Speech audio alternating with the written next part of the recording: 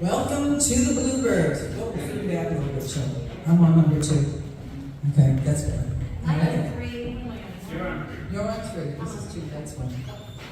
Who's on first? Just ignore that fun guy. We're back again. Okay. All right. So, just if everybody could please just make sure that their cell phones are off or turned down, whatever. The bathrooms are right back there, as you can see. You're always blowing. So we have a couple of announcements to make tonight. We're really grateful that everybody is here to hear all the big news. So would you like to tell them the story? So there's this little story called Goldilocks. 3 bears, you all know it? Goldilocks, 3 bears. So when Alice and I started this back in April 2022, yeah. We started out at the Erie Ford Firehouse. And it was nice. It was a little cold. You know, it was a little cold. It was up some stairs. 2 flights of big 2 steps. flights of stairs. And not now many picture steps. we had to haul the piano up 2 flights of stairs. Not an upright, not a ramp. No, It was a keyboard. It was heavy. But they're heavy. And the drums, she was drums, everything, Steve's things. So we're like, yeah, this isn't going to work out because we're not handicap accessible. We're not really able to get everybody into the shows we want to be able to get into the shows. And then we met Miss Heidi Fran. And she was able to introduce us to the BCAC, which is the Byfield Community Arts Center. And we met with the powers that be at the BCAC, and we came here and we said, this is going to be amazing. And it's been great. And it's been challenging. So that chair wasn't too comfortable either. And then we found our last chair. Which is just right. So we are making an announcement that we are moving. Yes, to a cozy place.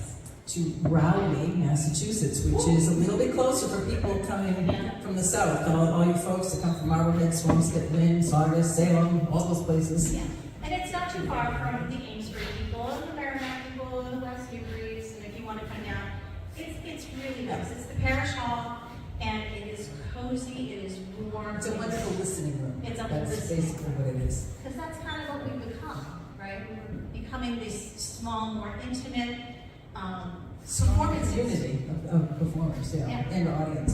But we also have access to the sanctuary, which is an absolutely gorgeous sanctuary. And we are going to have a wonderful, well, I think some of you have probably seen Scott Roulette perform here, the classical guitar player. He is teamed up with a wonderful cellist from Israel, and they were in my living room yesterday practicing. I was like, oh my God, they sound so wonderful. They're going to feature for us in August, and so we'll have them in the sanctuary, which is really nice. But so starting in July. July 22nd will be our first show. We're putting it together now, followed by August 26th, and then we have a special performance for September 30th. David Rogers, who's From on Oregon. East Coast tour from Oregon. He's going to be performing, and he's pretty amazing. So, yeah, it's our little motto is, onward, upward, and Come in a stranger and go home a friend. So let's keep up the community. Name of the church. First Congregational Church in Raleigh at 175 Main Street. And you'll be able to read a lot more about us, about it on our Facebook page, on our web page, and you'll hear about it from all the people. Because we all talk. And we're meeting their mission, and they're so excited to have us. Yeah. So it's going to be great. Yeah. So that's our big news, folks. And so now, let's introduce our first act for this evening. So, this is like the right height. We're going to keep the old ones thing. Lynne June, everybody.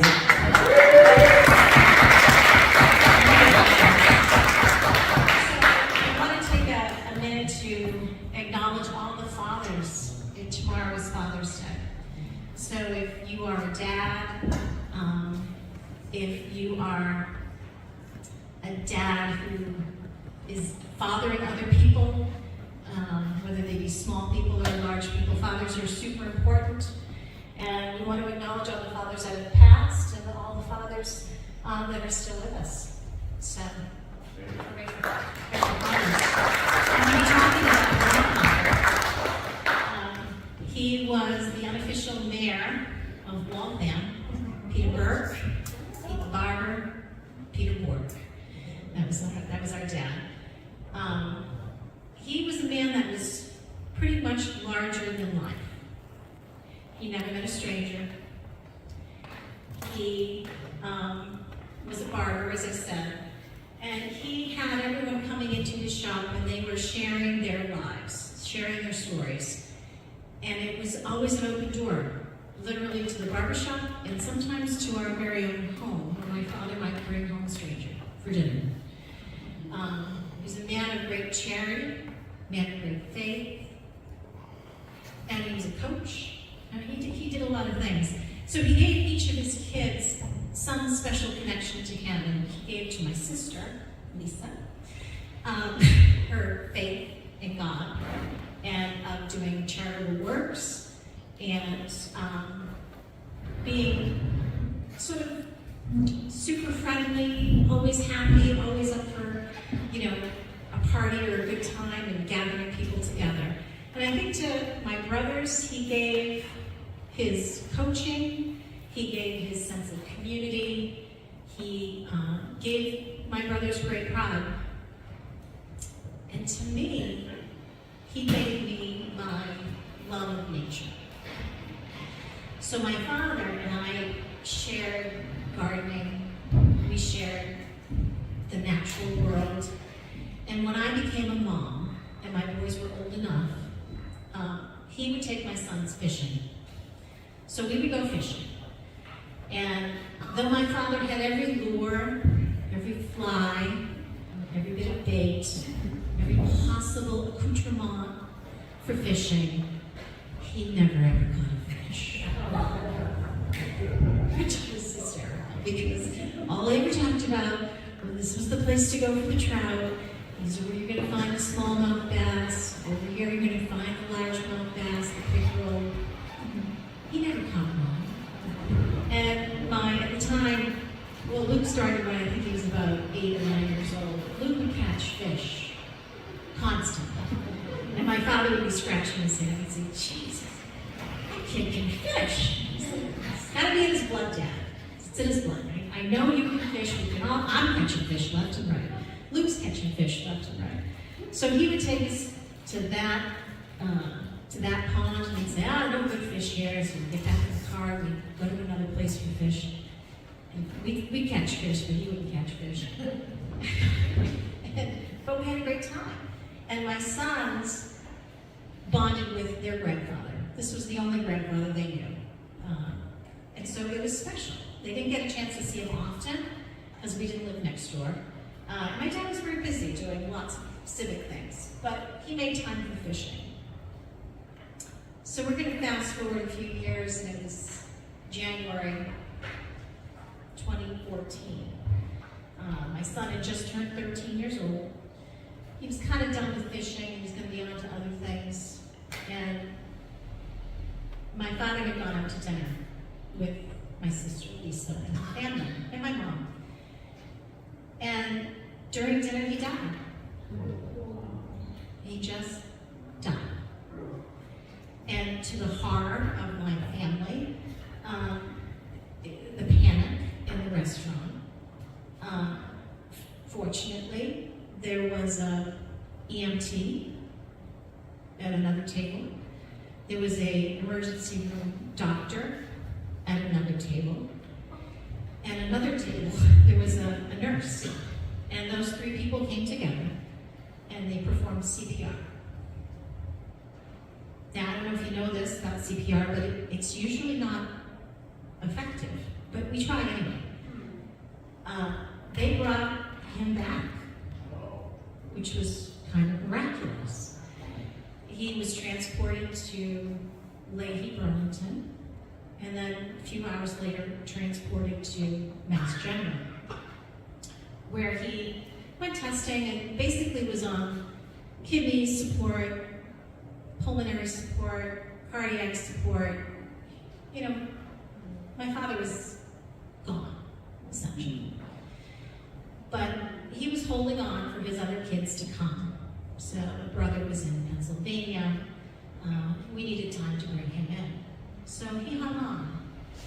And I had to tell my boys, Puppy Bear is dying, or he's probably gonna die soon. And they said, what? I don't understand. Puppy Bear's dying, he's fine. We were fishing. And I said, yeah, we were fishing last summer, but he did die, but he's back. But I want you guys to know that he's not really gonna make it. So they said, well, when? I said, guys, I don't know when, but it's soon. I don't know when. We don't really know when. And every day I would go down to Mass General and I would visit, and I would go home and they'd say, well, how is he? And I'd say, well, he's it's not gonna get better, guys.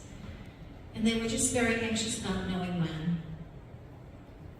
Well, it was a snowy, cold, very cold January. And where I lived at the time, in Amesbury, I had this tiny postage stamp backyard covered with snow, surrounded by 6-foot stockade fencing. Now the fencing was to keep the dogs in and the boys in, keep them safe. So I let Bertha, my Great Pyrenees, out that morning, and she went out to the middle of the backyard and she started playing with this giant, what looked like a log. I'm like, what the heck? I don't have a fire pit. What is this log? Where did she get this log? And I walked out into the snow to bring her in, and I looked down, and what I thought was a log was a giant, frozen catfish. A catfish. In the middle of a fenced-in yard. No footprints of any animals. A catfish. And I picked it up and I said, this is a sign. So I said, okay, this is a sign. Now, we live about a half a mile from the Merrimack River, and my assumption was an eagle was fishing and caught the catfish and had dropped it into the middle of my backyard. So then I was able to go into the house and I started doing some reading in some of my spiritual books, and I found this quote: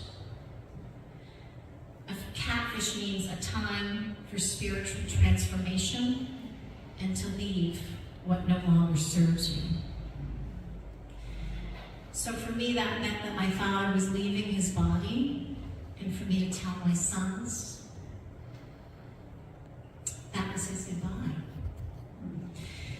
And I showed the boys the fish, and they understood. And I was very grateful to my father to use that symbolism, because I believe that's what he did, to let my sons know that he was leaving. He was leaving behind what no longer serves him, and he was transforming into the next place. So, some people get dimes and some people get